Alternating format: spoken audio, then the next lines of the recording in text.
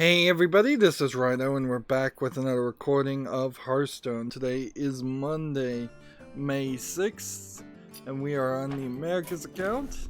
And of course, since it's Monday and the weekend has happened, we have moved around back to 3 daily quests. I guess there's really no way to get around that unless I was to stream on the weekend, and I certainly don't want to do that. Let's see what we have to do. Get 5 victories in general, so I could just play Hunter for 3 victories and Mage, and then leave the Rumble run bosses, which would be 3 victories there. Or, you know, I could get 3 victories with the Hunter and Mage right now, and then do 3 here, and that would overlap to do that, so that would be the most logical way to do this. Let's hop into the solo adventure and just see if anything has changed here. No, it still says coming soon, and at this point it would be farcical to even try to guess when this solo adventure is supposed to happen. I wouldn't be surprised if it's tomorrow. I'll probably remember to check tomorrow, but I also wouldn't be surprised if it's next Tuesday or the Tuesday after that.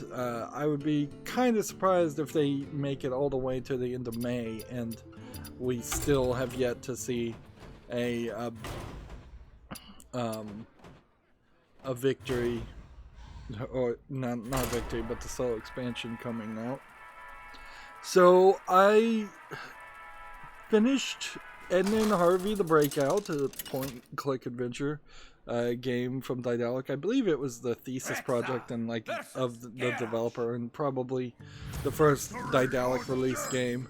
Let the hunt begin. In a weird way, though, I would say that Edna and Harvey the Breakout is too long of a point-and-click adventure.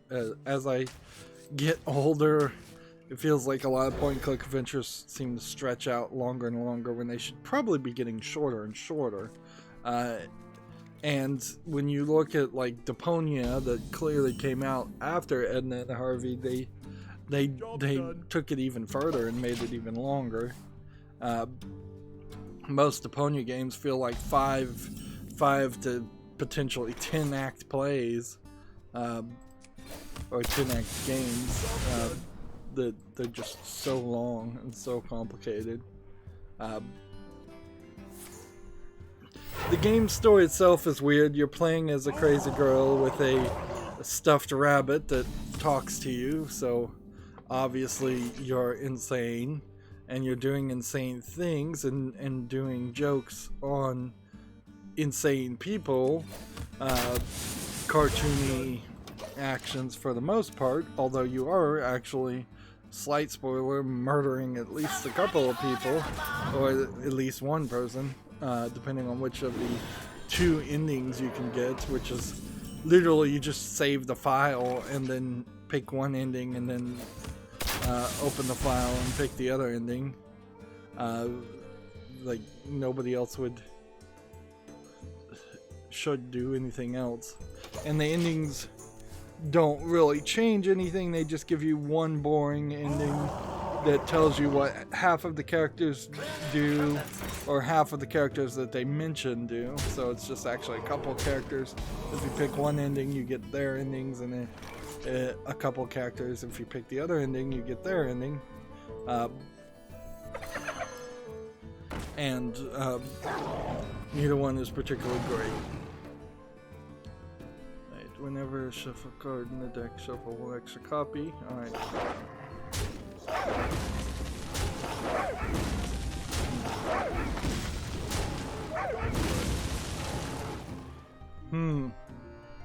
That's still not good enough. If he trades for trade, blow for blow, I'm still dead. The strategy does not work until really late game.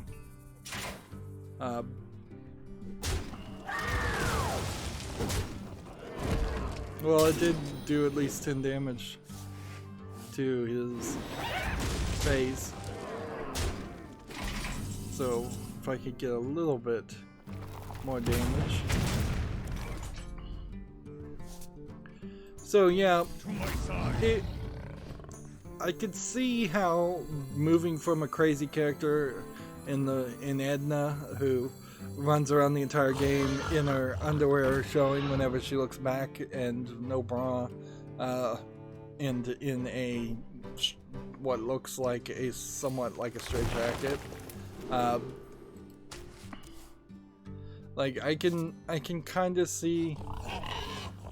I just have see that they made some improvements with Rufus, where Rufus has crazy ideas, but he doesn't have like full-on insanity. He shifts more to stupidity. They also go in a different game that I can't ever remember the name of. I could never remember it. You play as this little girl with psychic abilities, and horrible things happen to her the whole time throughout that game, and I've already covered it. But in that game, horrible things are happening to a much younger character, but she's not crazy, and she has psychic abilities, which helps her somewhat. Edna feels like she is a combination of a lot of negative effects that the player character very possibly doesn't want to have thrust upon them. And I would say there is definitely a case of more mustache twirling villainy that happens in Deponia and other Daedalic games, whereas for the most part in Edna and Harvey, while the guards are written to seem and threaten that they physically abuse the mental patients, it's never really shown or proven, and you're playing as Edna, who is crazy, and you know she's crazy from nearly the beginning of the game, because the rabbit is talking to her, and she can't really get around that. Well, they certainly didn't write around that. There was also the German. It was originally in German, being translated to English, and it's translated pretty poorly. It's weird. They promised a 10-year anniversary remaster for it, but frankly, the only thing you could do for the remaster would be to just get it off Java, so it worked and ran better. That if you did anything else on top of that, you would be wasting your energy redoing the visuals, which are old and weirdly drawn, or redoing the audio, which is, the audio itself is fine, but I would say Edna kind of has this sickly sweet way of talking that is not the kind of character you'd want for a point-and-click adventure. Personally, I would like something closer to an Indiana Jones style voice, where you're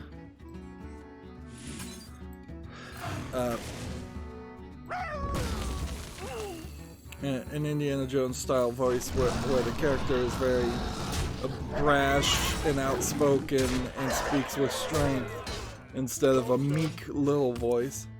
Indiana Jones also is a good example of a point-and-click adventure hero because he's an older, cynical, comedic character, whereas half of the things that Edna says wouldn't even really make too much sense, because the general idea is that around her 12th birthday, she's been in this asylum and she's been subjected to some kind of therapy trying to murder her personality, for lack of a better term. And so there's there's really no level of education, it seems like she was getting above that. And even if you were being educated in a mental asylum and being raised in a mental asylum, that's certainly not gonna have cultural comedic references probably come up prevalently. There's like only one TV in the entire game, and it's in one patient's room. So that doesn't make the most sense. Save the best for last. It would only be sadder, of course, if they actually depicted Edna in the like 18-year-old body with a 12-year-old's mind, but that only makes it worse. I don't know how you get away from the character being a very sad character in the first place. And maybe I'm just relating or empathizing to, yeah, empathizing would be the right word, empathizing too much with the character. Alright.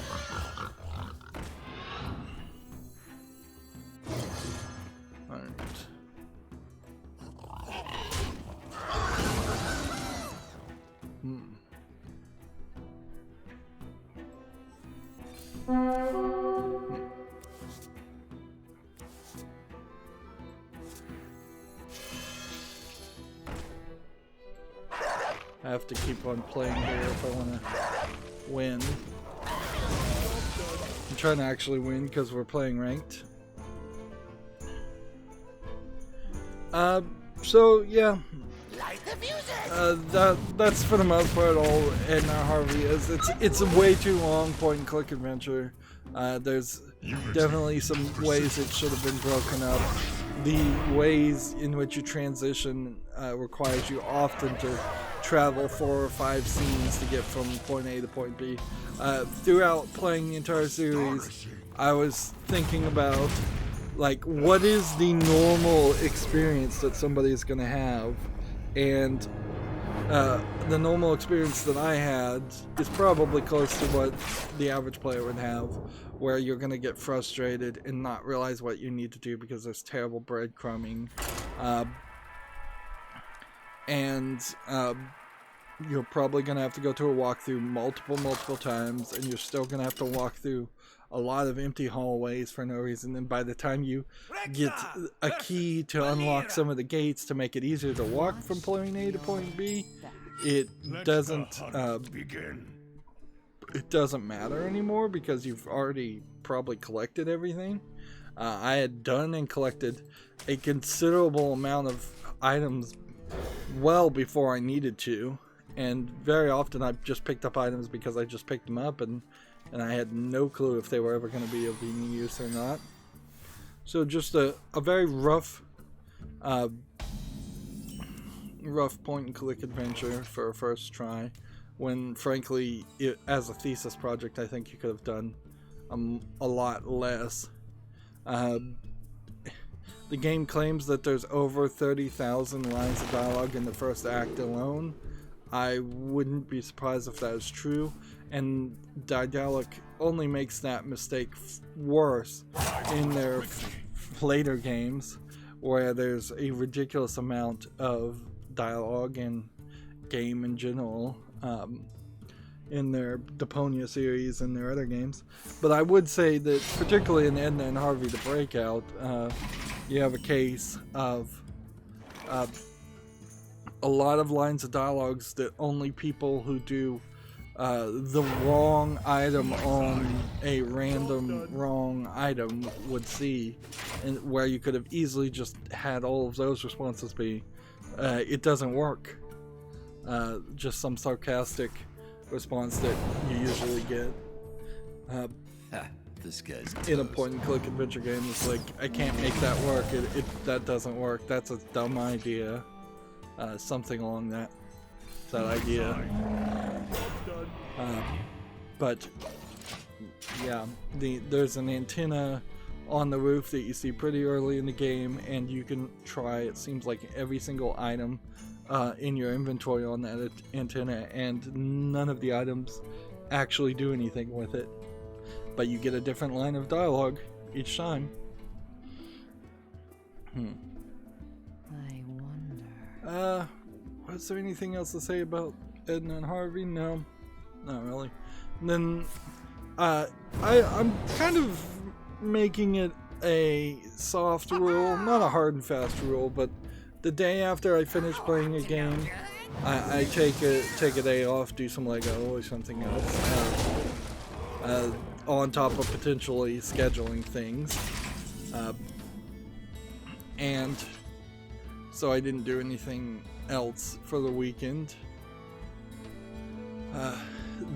Besides watching on Netflix Ash vs. Evil Dead Season 3, which that series as a Season 3 I assume is the end of the series, ends in a very strange way that I don't know why you specifically would want to do that, but it is probably somewhat in line with the typical level of comedy in the entirety of that series. I would say Season 3 probably makes a mistake in committing to some to kind of review a TV show on Netflix. They stick to some ideas in their gory splatter horror depictions and scenes that don't make sense. There's one specific scene where they flash to a character driving in a car to say one line of dialogue, and then they flash away, and it's like, well, you definitely did not need that line of dialogue. You definitely did not need that to be in the game. Alright. Will this work? I'm hoping this will. If I kill this.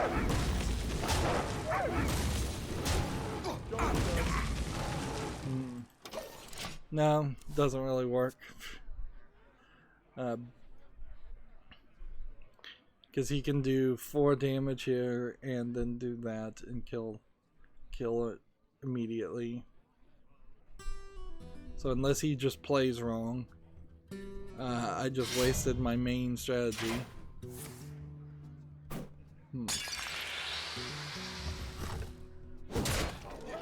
I'm sure that does 8 damage, but I kind of needed it to do more.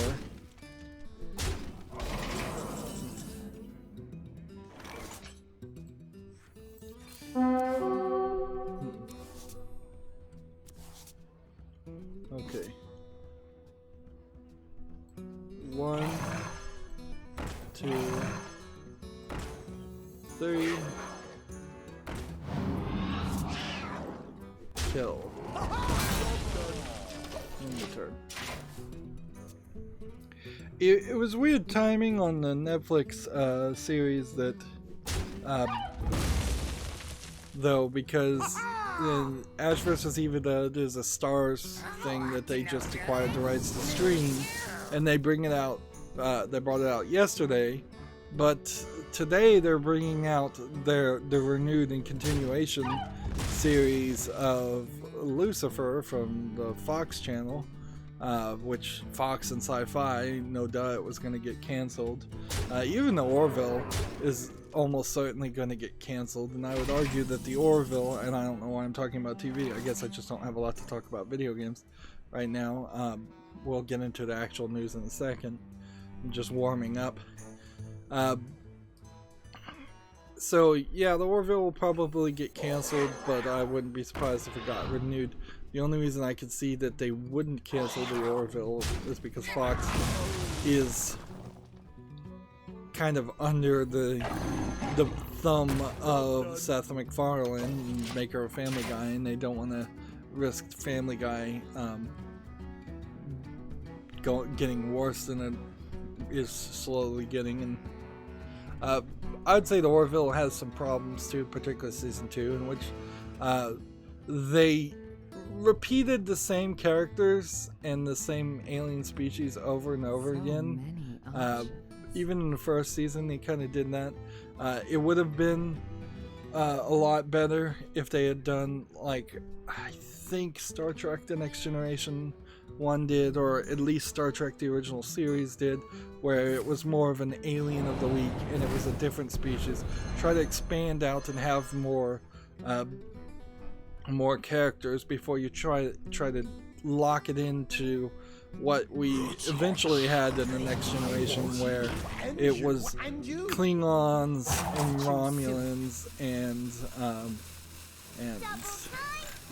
for a much lesser part Ferengi in a couple episodes, and Vulcans in a much larger part. It was mostly Klingons, Romulans, and Vulcans,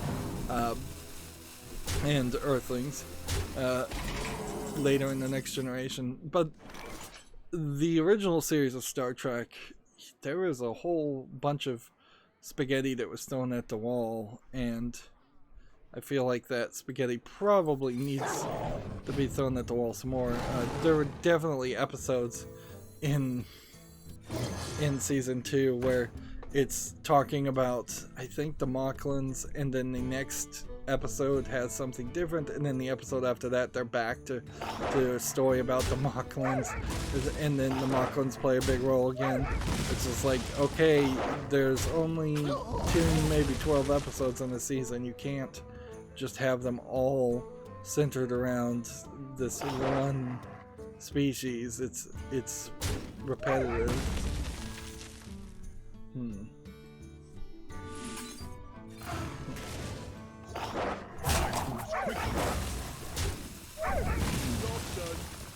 Yeah, it's not enough to save me.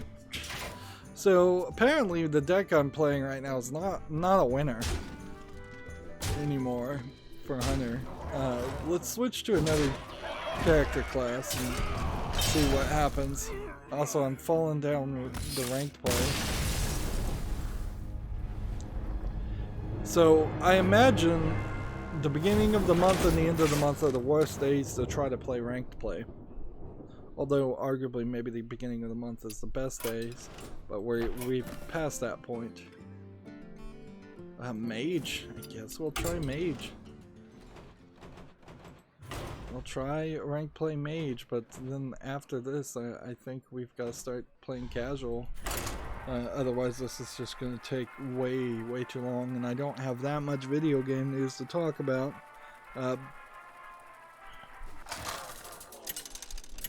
So yeah, there is the beginning of a story here about YouTube, a couple of stories, and neither one of them have much an actual article for me to bring up and talk about, or really enough details. Apparently, YouTube has straight up in their handling of DMCA takedown requests violated the DMCA and gone outside of the DMCA completely, because they have rejected someone's DMCA counterfeit notification. For a quick explainer on this, this is not Content ID. This is not the internal Google YouTube system that they build up. Someone, as the story is that I understand it, someone filed an actual Digital Millennium copyright takedown request to YouTube, which immediately gives a copyright strike to a channel. That's YouTube's policy, and takes down the video, which is the law. YouTube has really no reason that they should give copyright strikes ever if they don't want to. That's their system, but they probably should get rid of it and invest in investigating every claim separately.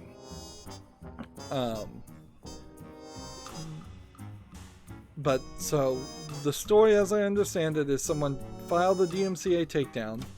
The YouTuber in question that got the takedown notice filed a counter notification. YouTube then said, we're not forwarding this counter notification and we're just rejecting it as a middleman, which they legally cannot be if they want to maintain safe harbor claims. And they stopped the process there. And lawyers are now looking at this. This is, well, at least YouTube lawyers are, and copyright lawyers, and going, okay, well, you've now completely given up your safe harbor. In this instance, this very possibly means you've abandoned a safe harbor in all instances. It would be my understanding of it, because you can't really claim yourself to be a safe harbor in some instances and not. It's ridiculous that YouTube would reject a counter notification and not just forward it forward regardless, because this is a case of it's a case of them opening themselves up to lawsuits for no reason. And the lawyers, best they can figure is that there must have been some contract signed by the people who filed the DMCA to pay for any legal fees and indemnify, is the phrase, YouTube for any damages for violating this process, because now YouTube's on the hook.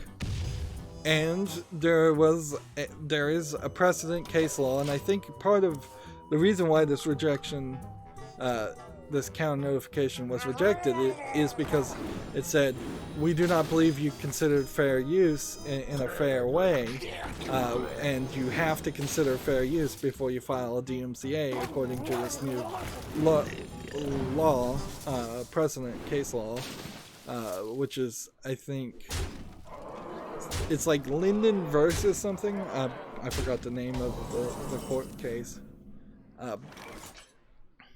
But even if it doesn't really matter what the argument is, the point to take from this is YouTube could have easily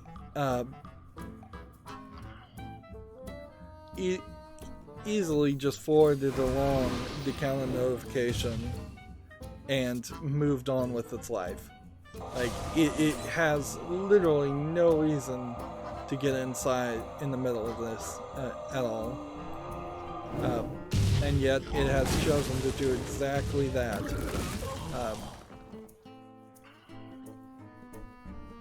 Freeze a minion.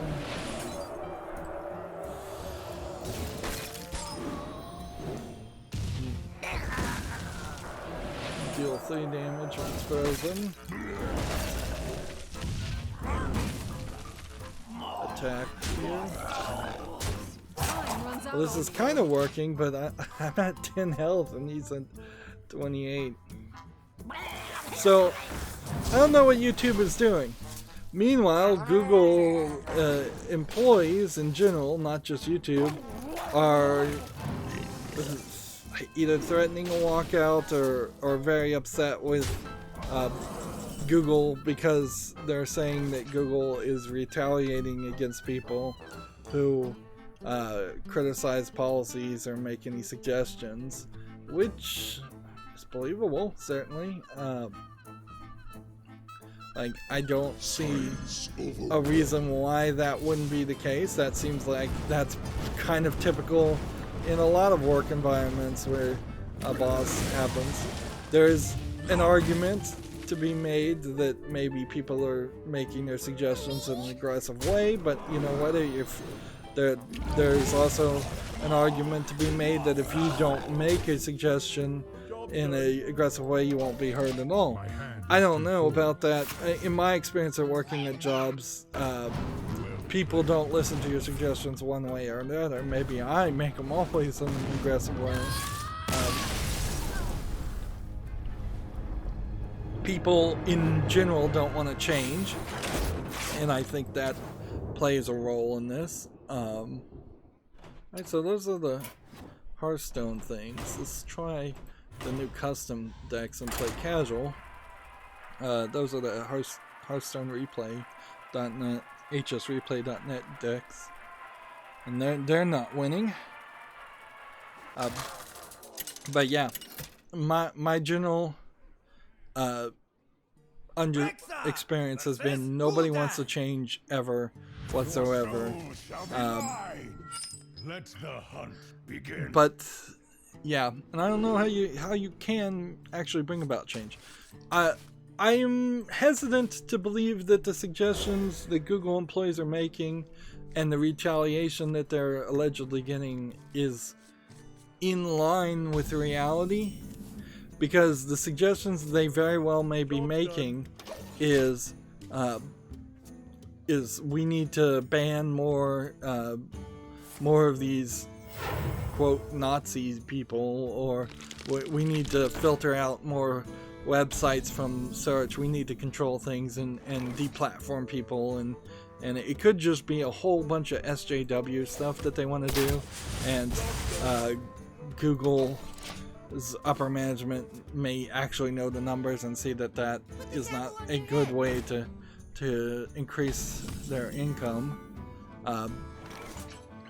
Or it could be the other thing. I mean, the weirdness, particularly of Google employees talking about management retaliating against people who make suggestions. There was a employee at Google who was fired for saying, "Hey, the way you're doing these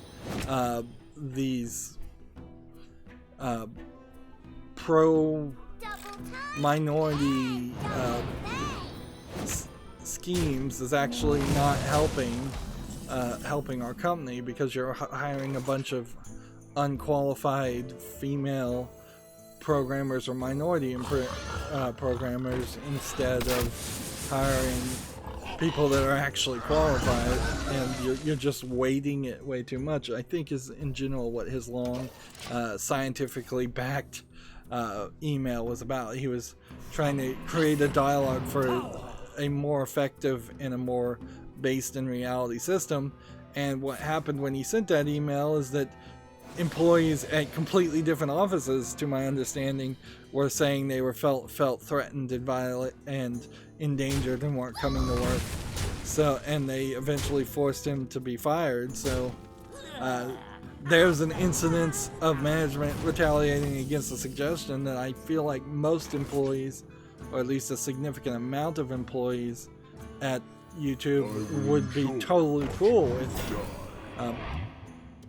So personally, I think YouTube employees are probably more the enemy than the helpfulness that they might sound about, and it's probably the YouTube management or the Google management. Yeah, the Google employees are probably on the wrong side of history more than on the right.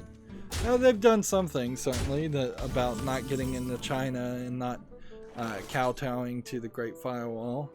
I agree with that, but Google did it anyways.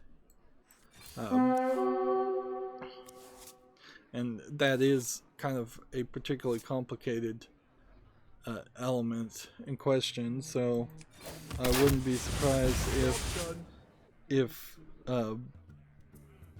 it's actually the right move to get into China as a search engine.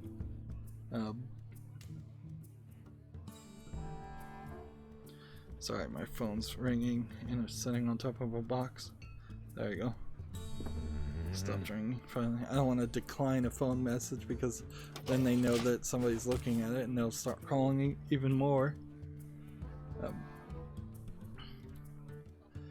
So yeah, that's YouTube, Google, weirdness happening all over the place. Alphabet and Google and YouTube all not really making a lot of money, and struggling. What's funny about the articles of, well, it's YouTube's fault that Google didn't make money, is like, fine, release Google into an individual company like it used to be. You know, make YouTube great again, remove the YouTube element of it, because that's what I've heard all the old creators would love to see happen.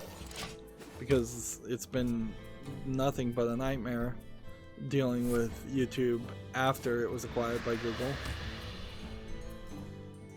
I feel like there was another story, but I can't remember it, so maybe I'll be reminded of it, or maybe not. We probably should go start covering the actual video game news. Let's see.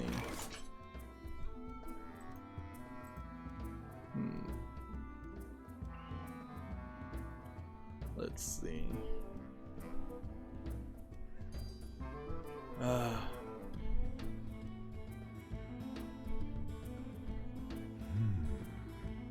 Oh, this sucks. What should I do? I basically have to do this so I can kill this. And then that is pretty much all I can do. Job's done. See, it feels like you play as a hunter nowadays, and to really win, you've got to find that sweet 6th, maybe 5th turn. It's probably 6th or 7th turn in which you play the scavenging hyena, and in that one move you clear the field and do enough damage. Because I don't have enough damage here. I can do 5, I can do 7. Can I do one more bit of damage? Yeah, I can. I do this, and then this, and this. This time. Yeah. So it's a 6th, 7th, or 8th turn. You just have to get really, really lucky to survive to that last second to then be able to move forward from there.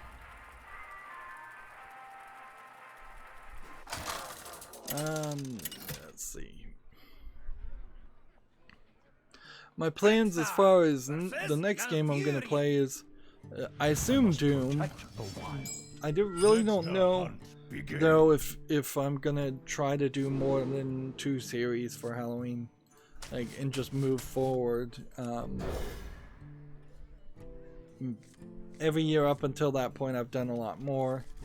I did hear rumors as far as YouTube that if you put out a video that's very successful and then the next video you put out isn't as successful as the one you did previously, then you'll stop getting recommendations for any of them, any more impressions or suggestions to people. For my YouTube channel, this is almost completely useless information.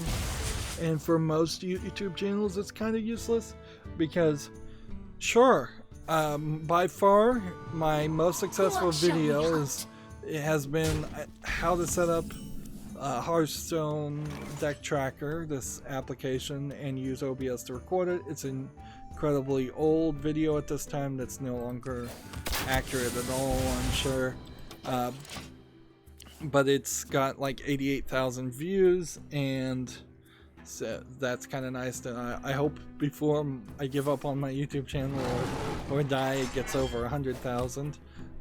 That's really not a large amount, but it sounds like a big number at the very least.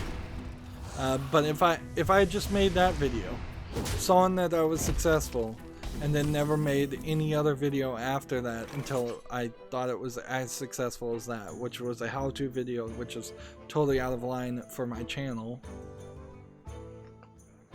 and goes to really show that gaming content is either not really liked, which is something that I have a hard time believing, or not pushed and promoted. I don't know which is the real truth there, but to me it seems like it's very likely that gaming content is just not pushed and promoted. It's put in a special bin that is very rarely suggested to YouTube viewers. But yeah, had I not made any video after that video, which is 4 years old, there would have been 4 years of games and content that I would have never made. And frankly, I just have too many games that I want to play and too much content that I would still like to make, even if this YouTube channel is barely more than just a video diary of my gameplay experiencing. It all kind of just boils back down to, well, I could be playing these video games in silence by myself, and nature will rise against you. or I could be playing them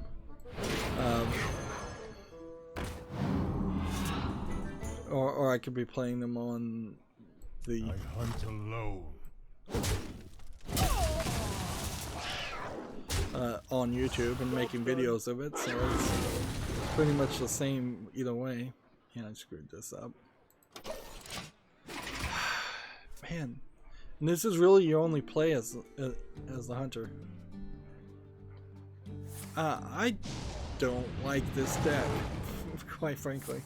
This is apparently the most winningest deck I can possibly have, according to Hearthstone itself, but I do not like this deck. Not one bit. And clearly, it's not that good of a winner.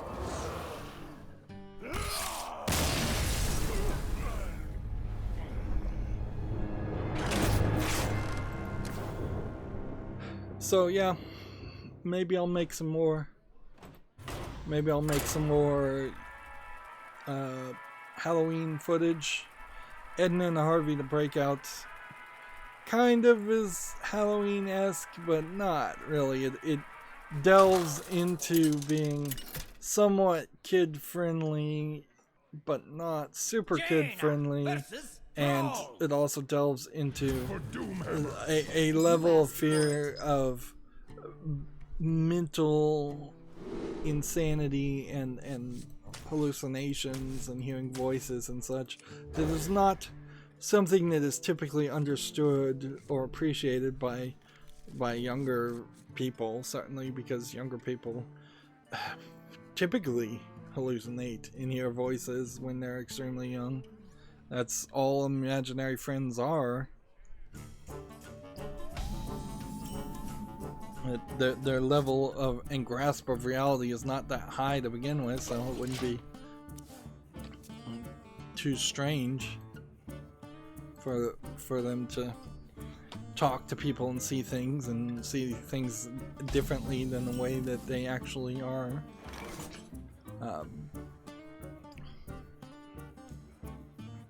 Let's see.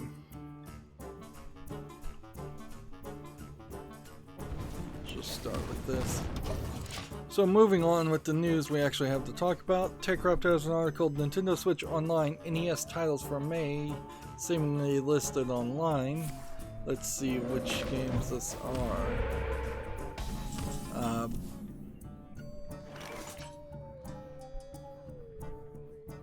Let's see. Donkey Kong Jr. versus Excite Byte and Clue Land. Versus Excite Byte would be a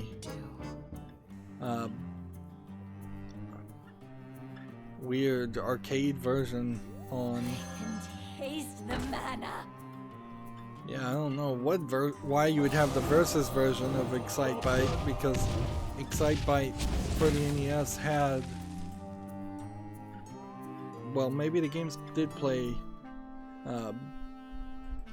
differently. They're saying it's possibly the Famicom Disk System version.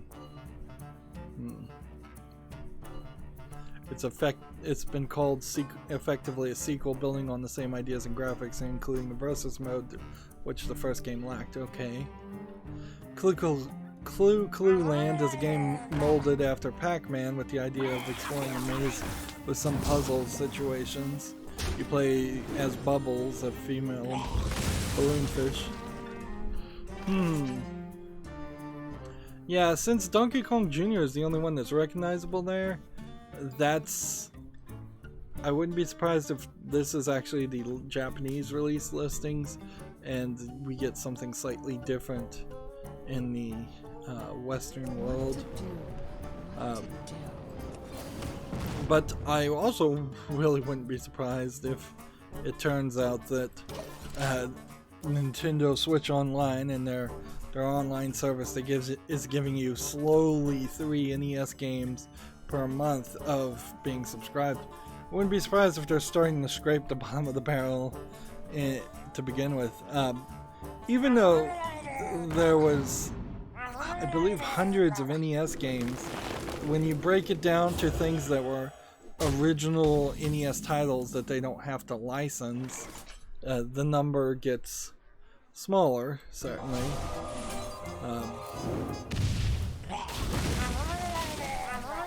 And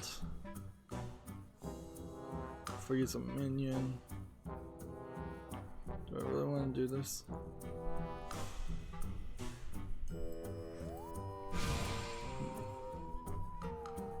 So we do this. And then this.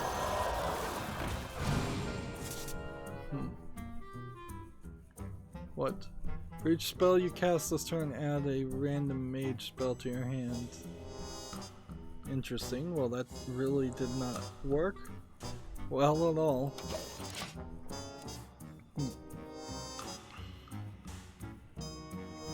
Yeah, I also suspect that Nintendo might be, with their online service, working the mushy middle a little bit. That they're assuming, since it was only $20 a year, that people bought a year subscription, so they can now, as we're in the middle of the year, if they started this around January, they can release some lower quality stuff, and then they'll start ramping it up for the last 3 months when people start thinking about having to renew or not, or whether they want to allow an auto renew to go up. Wow, I already see the end of the tunnel. Wow. Well, today's gonna be a short stream. I may just choose to, or choose may be the wrong word. I may just have to opt to play a lot off screen because there's no news, and I don't know if there's a great reason for that, really. This is probably just the beginnings and more of the E3 slump. Moving on, TechRaptor has an article. City of Heroes goes rogue once more. Multiple servers are up and running. So apparently now multiple people have City of Heroes servers going up. The question, I guess, would be, if you played City of Heroes in the original server and you had a character, which of these, if any of these servers, would have that data? Because that was the thing that stood out to me in particular is, oh, somebody who played this game previously and had a character could go back and resurrect their characters. In similar ways, if World of Warcraft shut down tomorrow, and people were running their own private servers of World of Warcraft, but you had to start a new character at level 0, people would be a lot less interested in that than if somebody had somehow managed to save all that character data and player data and run it on a private server.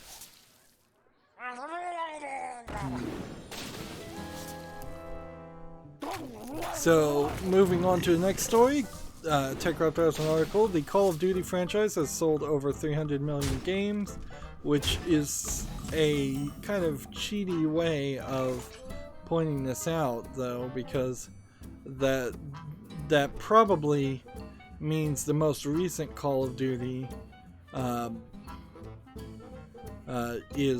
wasn't that good. Apparently, also a Call of Duty mobile game is in the pipeline, which clearly shows Activision Blizzard is looking for money all over the place, and this was their announcement that they were going to move, was it 11 games they had in development? It feels like they said 11 games for mobile, and people were not happy about that. There was also a story that I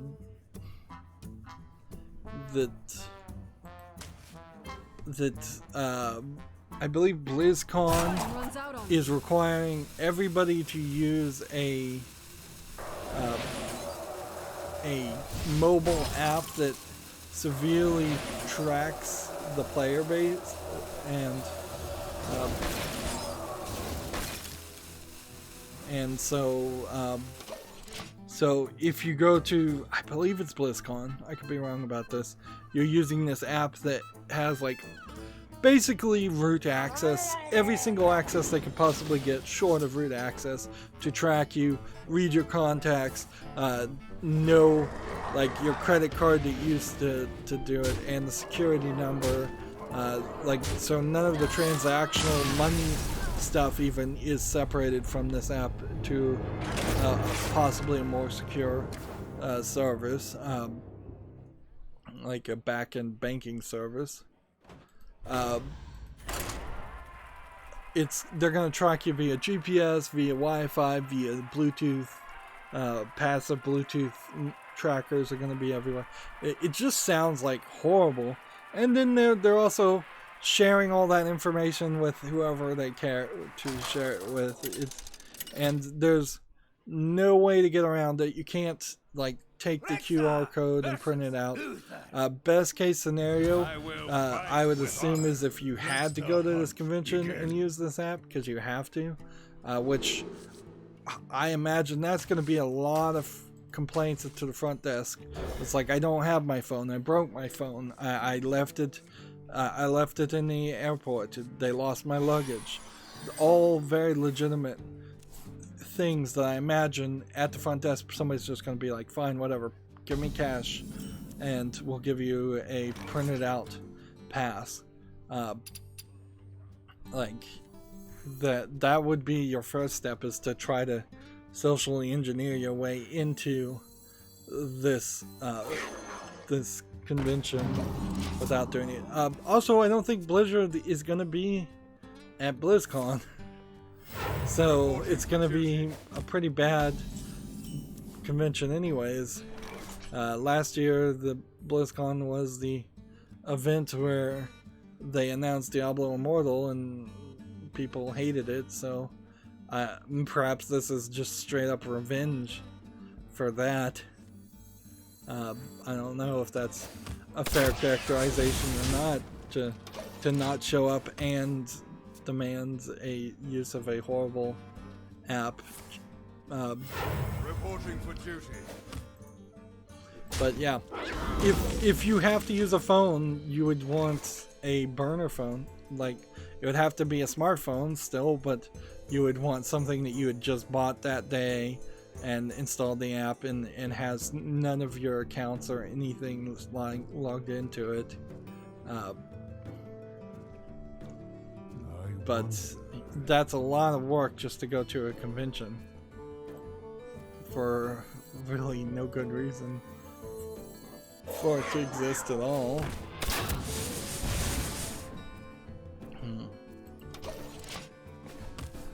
Alright, moving on, we have a game on Steam that's just a bunch of Asian characters.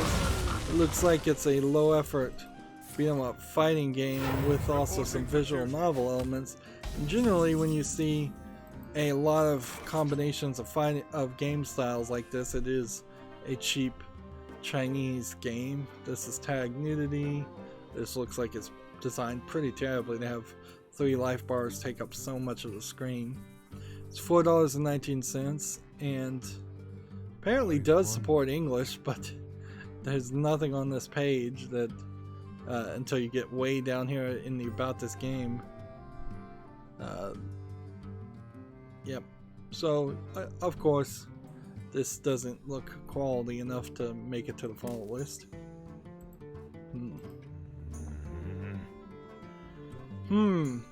That's an interesting thought. I've been talking about how I need to do the follow list clean videos, could I do the follow list cleanup videos Quickly. while I'm playing Hearthstone? That would be a interesting question, I suppose. I think the answer is probably no.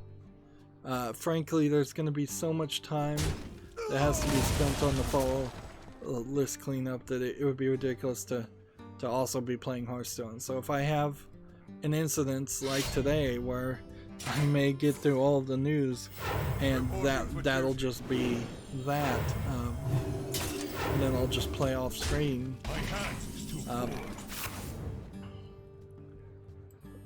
Then, yeah, I still think that would probably be a smarter way to play it.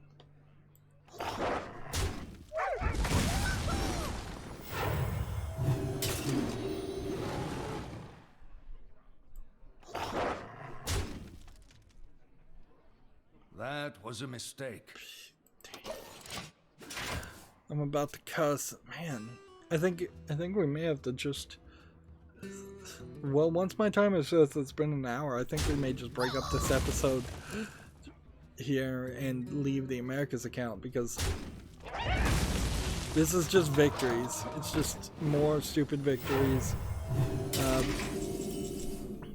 And this sucks because for a brief second there, it actually felt like we were getting to a point where I had found a deck that could win. I had been finally gifted the opportunity to have success in my Hearthstone career, but it kind of just feels snatched away again. Like, oh yeah, that's not really gonna happen.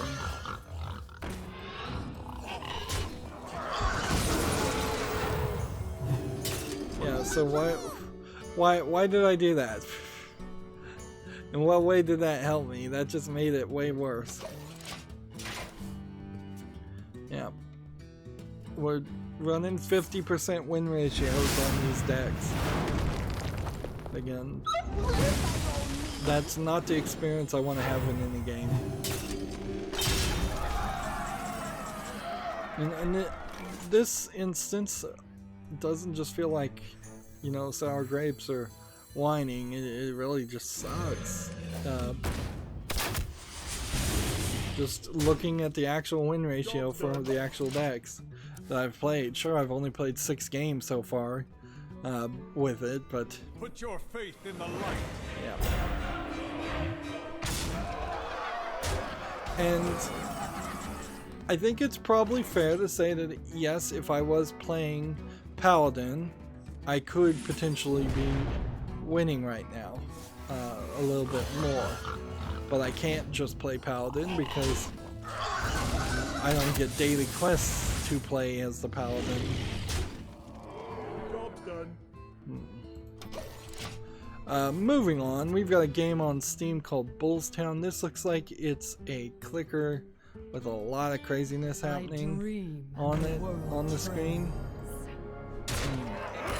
It looks very much like it's a mobile game ported.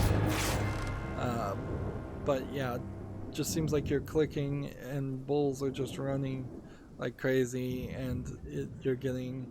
It's kind of like a pachinko machine, basically. Or a slot machine. Just a lot of flashy graphics. Which I often find these are fun or interesting if you can read the language for about 5 to 20 minutes, and then you realize, oh no, I'm just clicking a button and I'm not getting anywhere. It says third-party DRM and English language is not supported, and it's 99 cents. And apparently it's multiplayer only, so you're playing against other people. Let's see. It's a third-party independent developer DRM. Interesting. And yeah, it's Chinese only.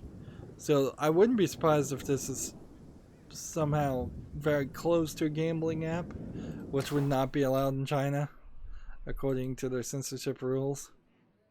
So, of course, it's showing up on Steam now.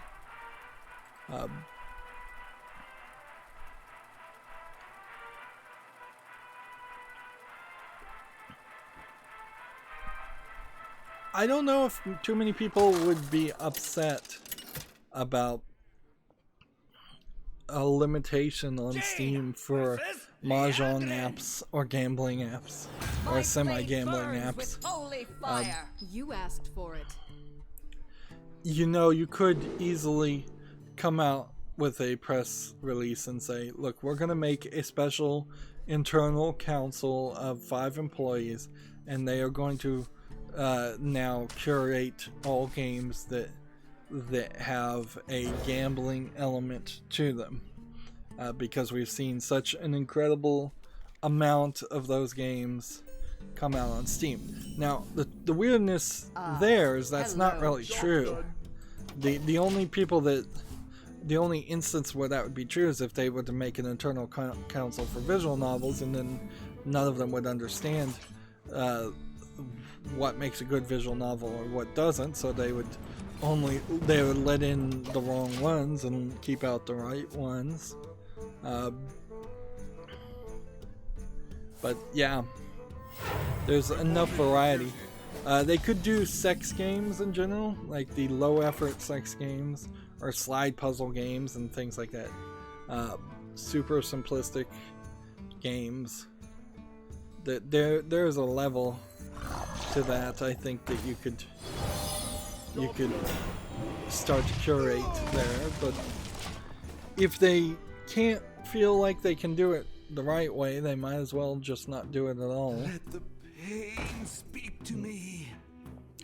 Moving on, we have a low effort game here called 4004022, which I think would spell boobs, but then I don't know what the two upside down would be, if anything, if you rotated it. Yeah, it really wouldn't be anything. And this is just a low effort fly around shoot at asteroids kind of clone for $4.99. And it has a bunch of number of achievements, so clearly it's an achievement game. And it's in no way high enough quality to be considered. What to do? Okay. What to do?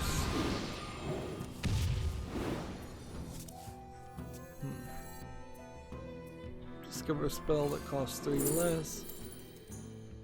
1 damage to a minion. Time runs out on me. Freeze all enemy minions. So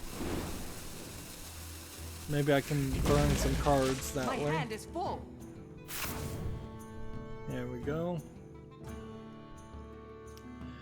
Next we have a game on Steam called Dungeon Pain Maniac, which looks like it's probably a Frustration Super Meat Boy platformer. Yeah, if I was to guess, that's probably exactly how it is. Yeah, and it doesn't visually look attractive or special or different in any way. $4.99 again. Is this going to be a new trend where we start to see games come out just for $5 with no discount on day one? I don't think that's gonna work, because it's been pretty well established that I can taste the mana.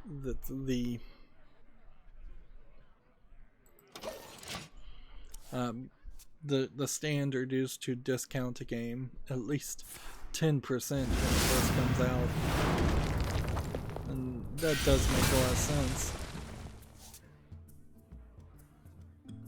Alright.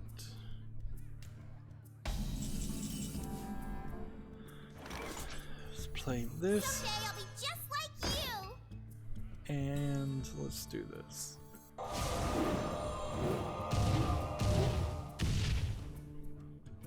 see.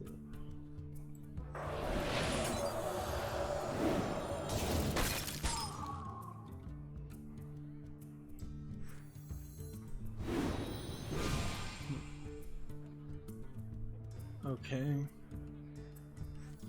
This is ridiculous to do this, but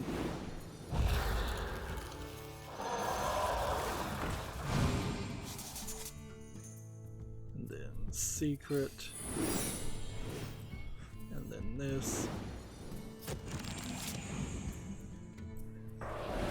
and then this, Time runs out and on then me. 15 damage.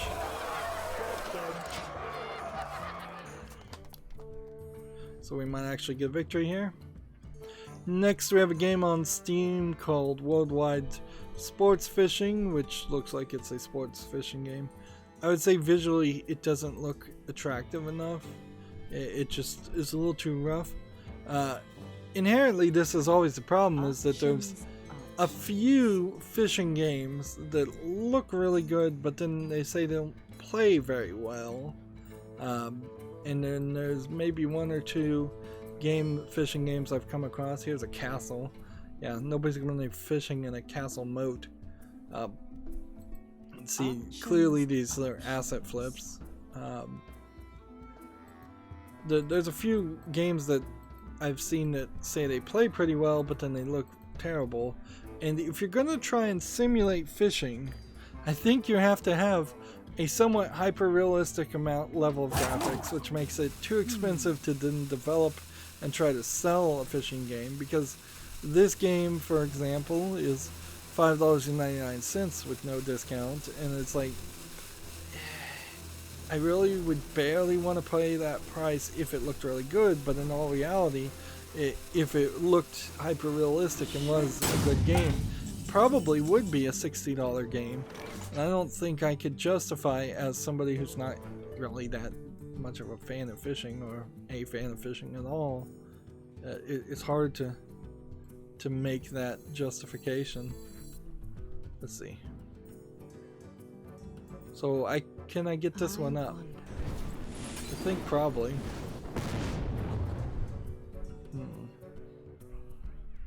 This would do 2 more spells, which I could only do 1 of. So that's not high enough. This is, though. So we can do that.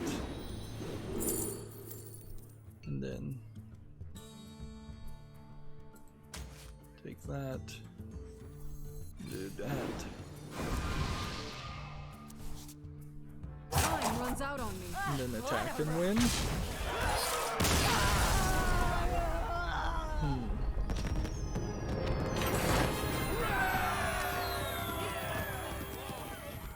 Alright, if I can get just 1 more victory here, we'll stick with the mage. 1 more victory here, then I can move over to the solo Rumble Run bosses and potentially get the 3 victories there, and that might be a lot easier. Moving on, TechRaptor has an article. Developer Game Club is looking to preserve exceptional lost iOS games. You asked for it. Let's see. I assume that this is more than just the game, the games that Game Club made or liked, but I guess it. They're investing or they've raised $2.5 million in financing to help deliver and preserve classic iOS games. I assume there might be a financial back end to that, though, because if you could run a software sandbox service that let modern iOS, run 32-bit programs, which are no longer allowed on the Apple phones, that would be great. But I wouldn't be surprised if Apple didn't allow that program because it was an emulator anyways, or so they're preserving it on what, like old iPhones with old versions of the operating system that will just get older and older and die. It seems like historically to make sense, but in reality, a lot of software that has been lost. And inherently, unlike the NES, let's face it, old 32-bit iOS games are much closer to Atari games than they are Nintendo Entertainment games. There's not a huge amount of nostalgia in my mind, or at least in my opinion. Now, I've never used Apple products as far as iOS, so maybe there is some nostalgia there, but I don't think so. I think people just bounced, really. That there really wasn't that many good games on cell phones in general. There's still, same is true with the Google Play Store, not a lot of good games out there. So as long as, for historical sakes, Candy Crush is preserved and Angry Birds and just some of the biggest characters out there, I wouldn't really be surprised if nothing else comes about or gets remembered fondly.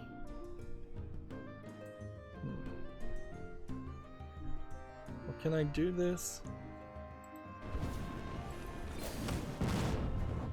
And then I think I'm just gonna preserve everything that till the next turn or the turn after that.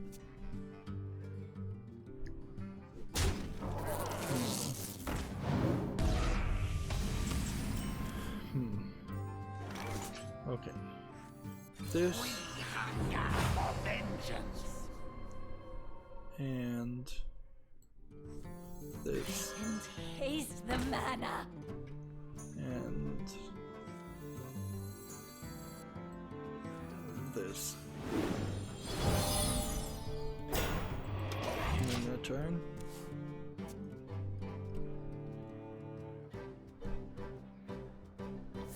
So yeah, that'd be something I would be interested to hear about. Does anyone have any fond memories of a Apple game or Apple software? I guess software is a little too broad for my interest. An Apple game that was 32-bit and didn't bother to get updated. I know that there was a couple of good ones, but really not enough for it to make sense.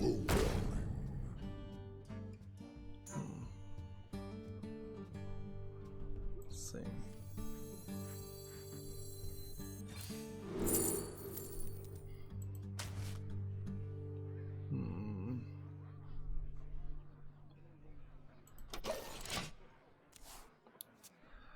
Moving on, TechRaptor has an article. Microsoft teases Minecraft augmented reality game.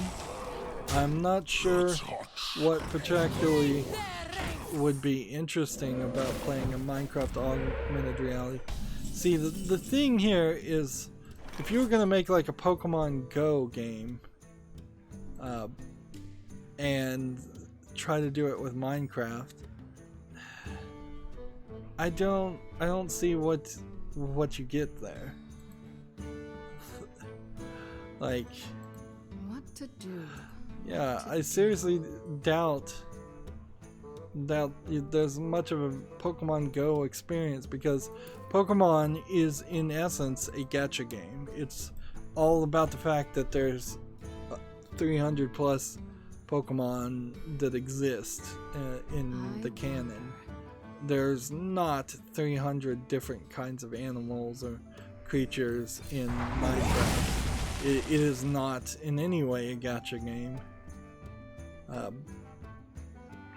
And I don't really know how you could get around that idea and make it a gacha game. Unless they go really crazy and it's just, you can have a bunch of pigs, which is what was shown there, and you can name the pigs, and you can raise the pigs, and then you can maybe send the pigs off to go get diamonds and emeralds and do mining for you, or truffle farming or something. I really can't imagine this working.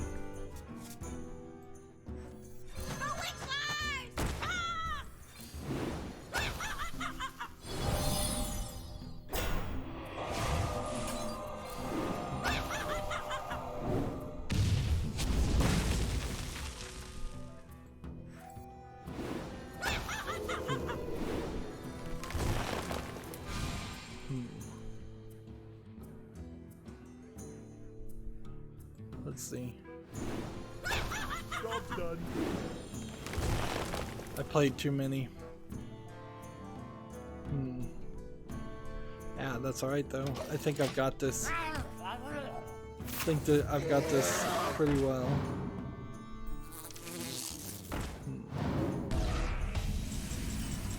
Yeah, that would be strange. And it does bring about a question, certainly, about where do you put like where do you put the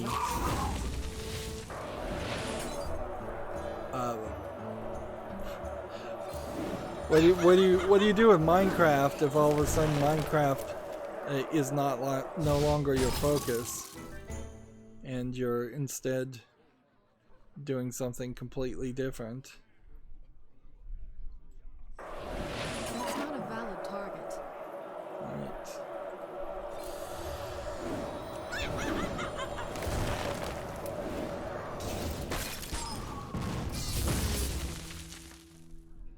And attack here. And attack here. Job done. And in return.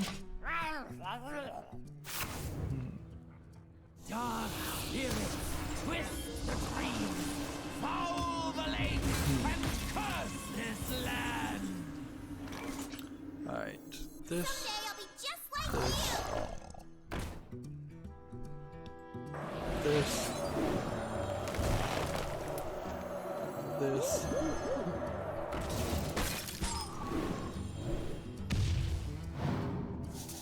And take that. Thank you. And take that.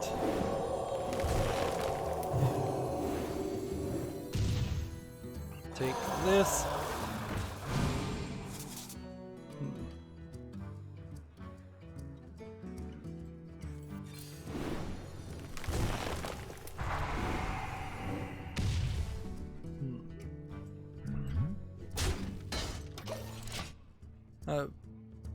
There's his legendary destroyed.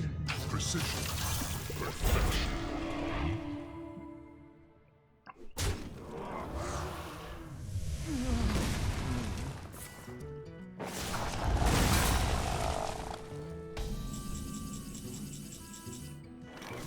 Alright, well, that didn't work.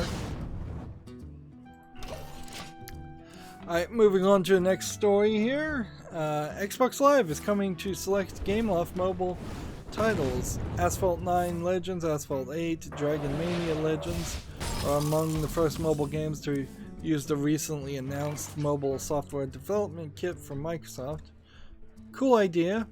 Particularly when you kind of realize and think that I'm pretty sure Gameloft had its own login service. So I'm just gonna play this here right now. So Gameloft seems to be kind of abandoning its own login service for Xbox, or supplementing its own login service with Xbox Live. I would suspect that it might be more supplementing than anything else.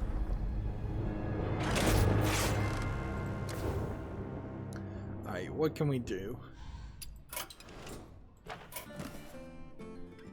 Well, I suppose if we do the 3 Rumble Run bosses, then I would just have one mage that I could leave for Wednesday. So let's try that. Rumble Run, choose. Like, I have no clue what I'm doing. I'm playing a mage. The character was frozen. Draw a spell. Yeah, I'll take that card. And then let's see what our hero power costs 0 whenever it kills. Refresh it. Nice. Can we get anything that would beef up our hero power? No, but we can take magical friends and jump in here. Gamatsu has an article here. EB Games Canada lists Darksiders 2 Definitive Edition and Biomutant for the Switch. do this. That seems believable. I don't know about Biomutant per se, because I think Biomutant might be a little bit of a newer game. Biomutant is still to be released on any platform, but yeah, the Switch seems somewhat capable, pretty capable to run older games, so I don't see why Darksiders 2 Definitive Edition wouldn't be able to come out on the Switch. I'm pretty sure that actually Darksiders 3 came out on the Switch, so yeah. It seems like they've figured it out. Like, nothing super difficult with the idea of getting something to run on the Switch, which hasn't always been the case, certainly.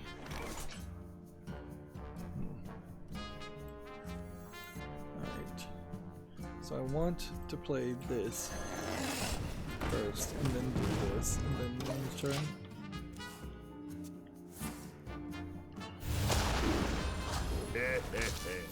Fire's old.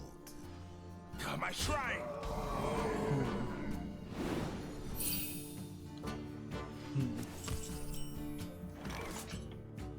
All right.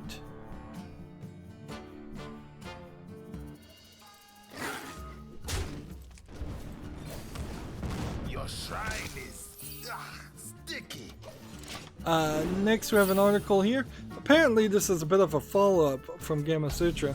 Apparently Riot Games only agreed to take the arbitration clause out for new employees, which makes a lot more sense. So Riot Games employees are organizing a walkout over forced arbitration. Apparently this is happening today, right now. So Wednesday will probably have quite a bit of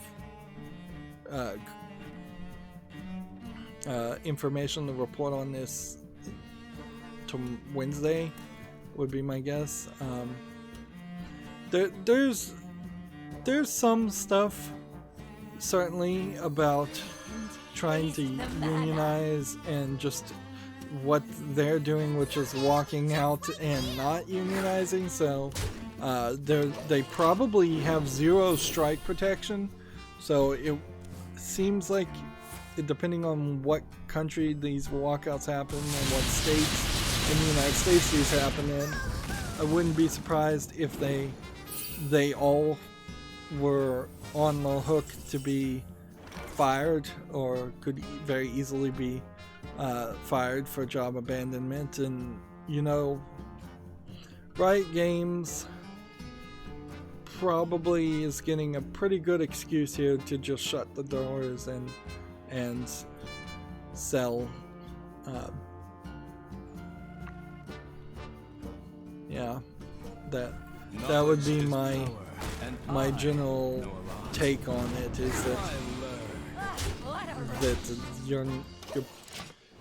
you really can't budge to this because they haven't gone through the proper legal loopholes and garbage it takes to make a full union. So it's hard to even find somebody to negotiate with.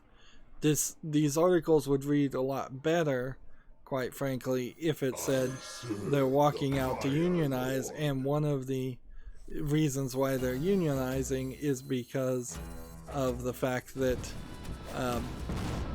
they're forcing arbitration on these former employees who are suing them for like sexual discrimination and like hostile work environment.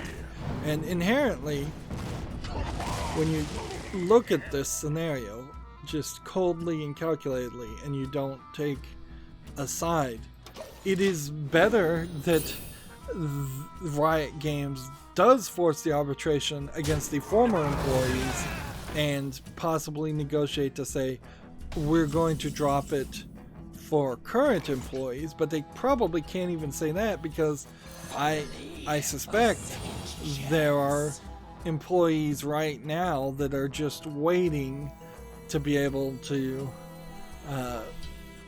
sue,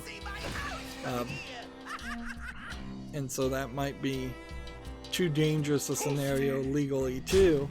And any lawsuit that Riot Games loses, it's important for the employees to realize potentially means their jobs too.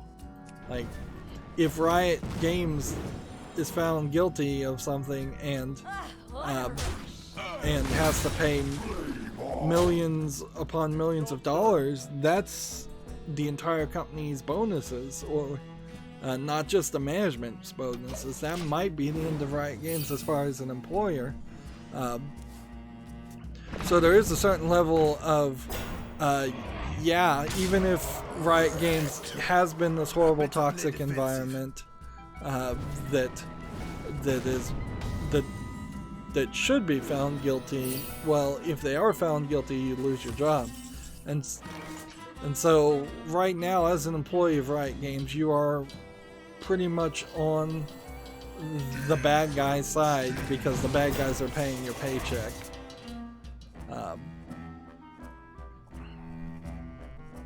Let's see.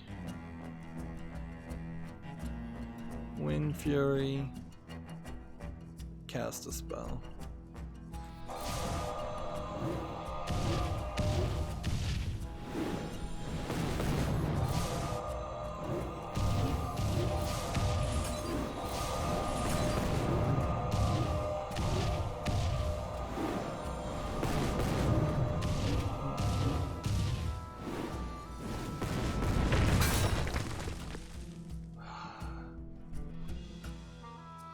Close, but no cigar.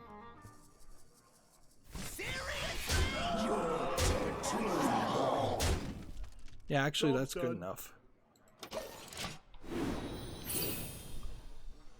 So yeah, I don't know what you really try to do with Riot Games if you're an employee there. I think the first thing you do is you form a union. Now, the irony here is most unions also get forced into following arbitration agreements. So, that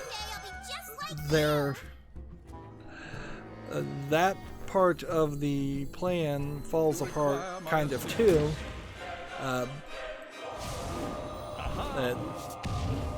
But at least if you had a proper union established, and then the union called for a strike, and that strike is not over pay but work conditions, as it is in this case, you would be under a lot less protection, a lot more protection, as far as just being terminated completely. Which, yeah, if I was the boss right now at Riot Games, and depending on how many people actually walked out, I would start to think about replacing all or most of those employees, and might be pretty random about it too, and not particularly try to limit it, try to do it in a very obvious fashion. I might lay off the newest employees and just go, oh well, we had to budget cuts and we couldn't afford the newest employees. I would lay off the problem employees. I'd lay off the people who are the least friendly with me. And it might be a process over the course of a couple years in which you just are firing people for things that they did years ago. It was like corporations can hold a grudge as much as any human can hold a grudge, so you certainly could be fired for something you did in your first year at working at a company, even if you've been there for a couple of decades. Counterpunch! Speak your peace. Alright, After your hero takes damage, deal 5 damage to an enemy hero. Alright, we now know we cannot survive with this guy.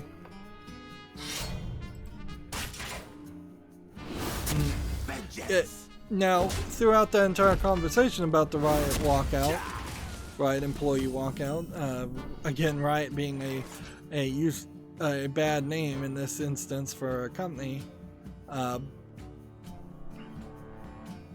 the one thing I didn't mention is settlements, and Riot should just settle with these employees, but there's been little evidence to say that that Riot hasn't, through lawyers, offered a settlement to these employees who are trying to sue them, and the employees have simply refused to negotiate or come to an agreement and are pursuing it. I would not be surprised if that is exactly the case, actually. I can taste the mana. I'll match you move for move, Fecal. I played that wrong.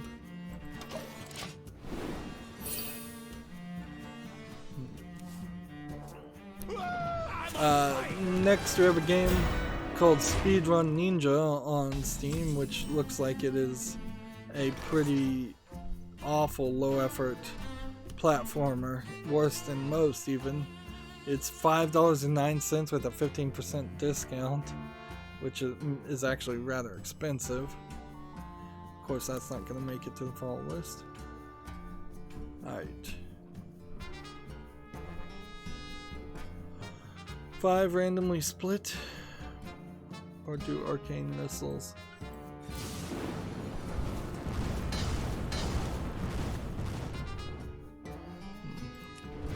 I can do this, and then I can do,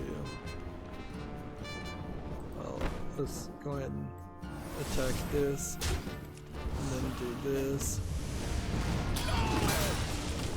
and then do this, and do that.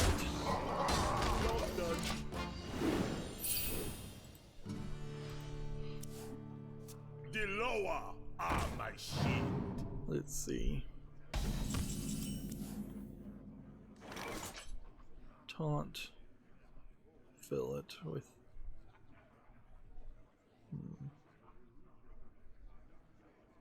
What can I do here? I kind of need to protect myself so badly that I'll do this.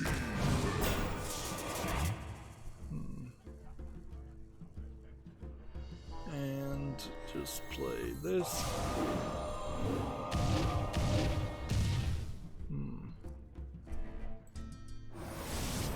I want to kill that. So I'll hit that. Actually, that was a mistake. I should have hit the face. What a rush. Job done. Moving on, TechRaptor has an article. PS Vita Trinity exploit released. Now, if this exploit works with the latest version of the last version of the PS Vita, then since the PS Vita is no longer being worked on or sold or developed on, then this exploit means the latest version, basically probably any version of the Vita that you can get your hands on, used or otherwise, can now be rooted and allows you to run homebrew applications and backups of PS Vita games, which means you can go steal and torrent all the Vita games you'd want. That being said, I would say it's probably more interesting to run homebrew emulators for other games on the Vita than it is to try and find the few interesting I ain't throwing in the towel yet. like all the interesting Vita games that are out there, because there aren't that many Vita games worth mentioning. Particularly if you're not a big fan of Japanese games and visual novels because the Vita was way more successful in Japan than it ever was in the Americas. I think as a piece of hardware, it's actually a rather good piece of equipment. But it's just kind of a matter of software didn't work with it well. So this, and this, and apparently I've already won. This is not letting me play any more cards.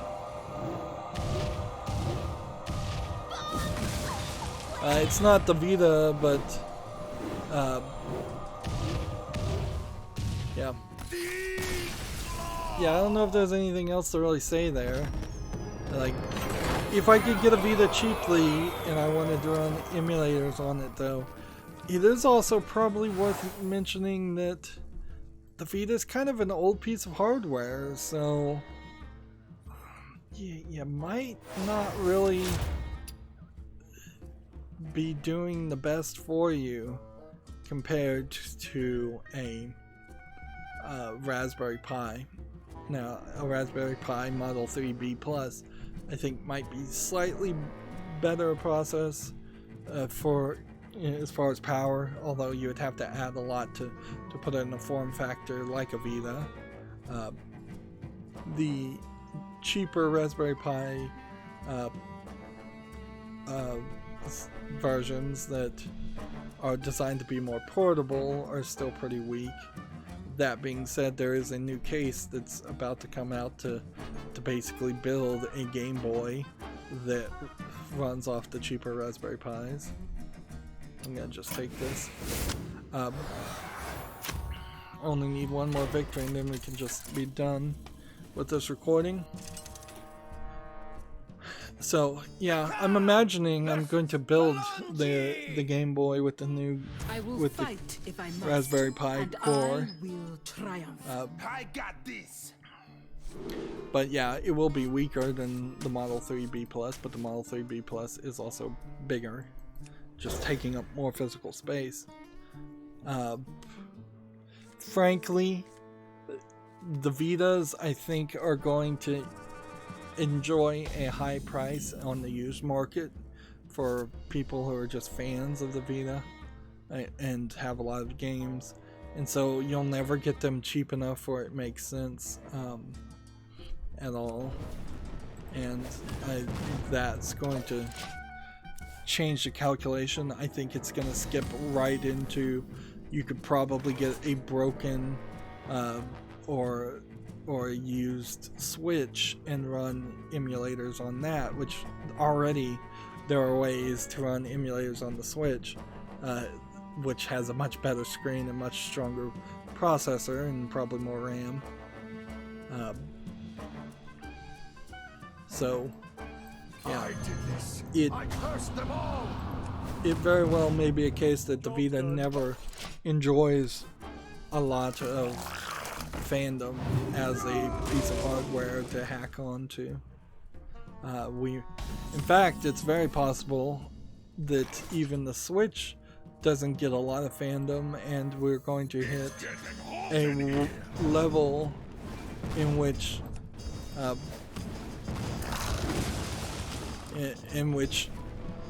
the maker space hardware specifically designed to build something is going to just going forward always be cheaper and easier to get to build your own thing than it is going to be a case of trying to hack something that was pre-built. Alright. Taunt. Well, for no real price we can do this. And we could kill this, or we can play this. But if I play this now, that would be bad, I think. There we go. Moving on, we have a game on Steam called Deep Dungeon Gym, which Seems like it's a low effort combination of a top-down roguelike and the idea of gyms. 74 cents discounted. At least the price is right. We've seen some really bad games for $5 today. But yeah, this is probably a troll game more than anything else. Okay. This. And Toasty. That. And in return, Just a pinch of vigor. Where is your I power think we may now? be only Gotta fall back. 2 recordings today because we're going along on the America's account and we're about to run out of news. 2 damage all minions, overkill.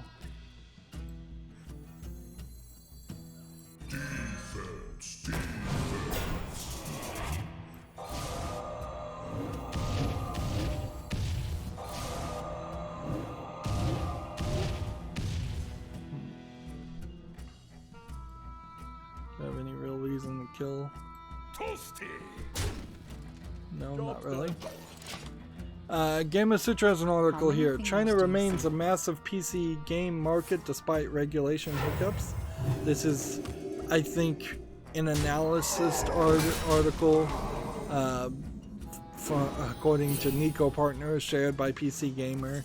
I think there's a lot of questions in that. I'm sure that's exactly what corporations in China would love to be true.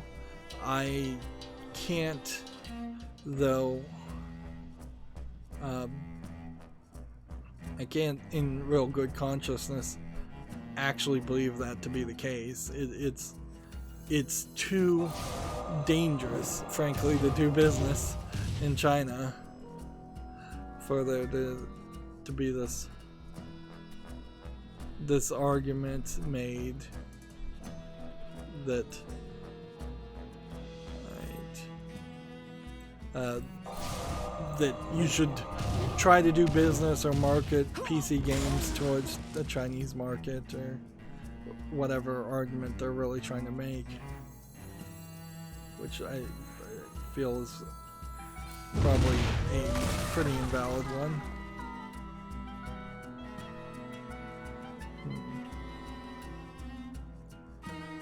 Toasty. Let's do that. Not all are lost. There's a lot of dishonesty, I think, also in saying that China is a massive PC games market when what you really mean is that people in China who have PCs are capable of playing the games through the Tencent store and nowhere else. Stay dead. Because Ragnaros the Fire Lord? Alright.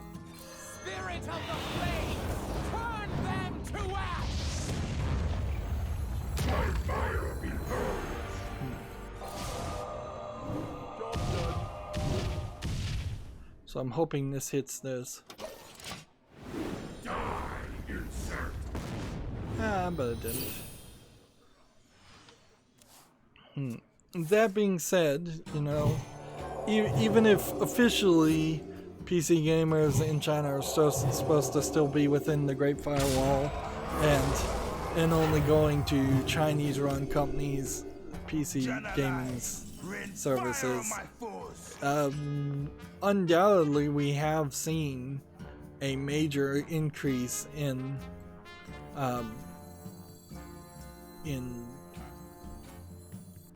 games from Chinese developers and games targeting a Chinese-only market on Steam.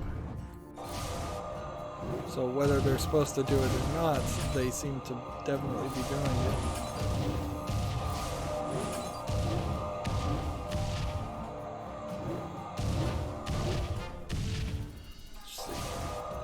If I can get...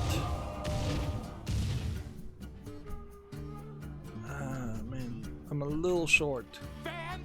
But I should be able to win here. All that training is paying off. Moving on to the next story, TechCraft has an article, the steampunk city builder Clockwork Empire is to be removed from sale. I haven't read this article, so I'm not sure. It's going to be removed from sale on all platforms, which developer Gaslamp Games, which is a terrible name because it's too close to gaslighting as a phrase, revealed its news via a Steam community post. The company says that since it ceased regular operations in 2016, it can no longer support Clockwork Empires. Gaslight Games also cites PC's gaming hardware and software changing since the game's release. For these reasons, it's removing the games for sale on Steam and other platforms shortly. We're not exactly sure when it goes, but presumably it won't be long. Players can still download and play the game if they purchased it. This is certainly not the way to go out of business, and this Clockwork Empire has received mixed reviews in the first place. If you shut down, you usually shut down via bankruptcy, but I mean, you can certainly shut down by selling the license rights to your game for bottom dollar. There would be no way that even a mixed reviewed games couldn't be sold for a few pennies. Like, no, seriously, you could sell it for at least a couple $100 and make some money, and have some other company continue to get the sales on Steam. And Steam is about the nicest platform ever, so even if the game completely doesn't run on modern PCs, which it doesn't, maybe it doesn't, but even if it completely didn't run, Steam rarely cares about that enough to take your game off sale. So it really feels like this is a story of a developer taking its toys and going home, which is just bad business. The only other instance that I think is even notable of a game not being purchasable anywhere is Too Human, which a lawsuit and a judgment told them specifically they had to destroy all the copies and never sell it again. And I believe that was a lawsuit between the developers of Too Human and Epic, and geez, maybe that goes to show something, but it might have... Yeah, I think that was between Epic and the developers. Of course, the idea of going to Clockwork Empire's Steam page and buying it now makes very little sense. Here's the Metacritic score for it. 58 from people, reviewers, and 3.5 from the user score. So they're pretty much in the middle ground, which means it's a particularly bad game by the scale of actual games reviews. Alright, it's been nearly 2 hours. Let's break up this recording and go over to the European account. Yeah, on Wednesday I would only have to get one Hunter and Mage victory. I still need one more ranked victory before I can even win a clan chest. I really don't need the amount of struggle that I'm having right now. At the beginning of the month, it would have been a lot nicer to have some free time and come back and say, oh, I've got so much news, I'll just play Paladin and work my way up ranked. But instead, I'm having the exact opposite happen. Anyways, that's going to be it for this recording. As always, I ask you to like, share, subscribe, comment, and watch every second of my videos. If you want a friend to follow me on any social media sites, there's a whole bunch of links down below in the description box. And if you want to support me even further, there's a link to Patreon, or you can friend me on Steam and gift me a game off my wishlist. Thank you for watching. Have a good evening.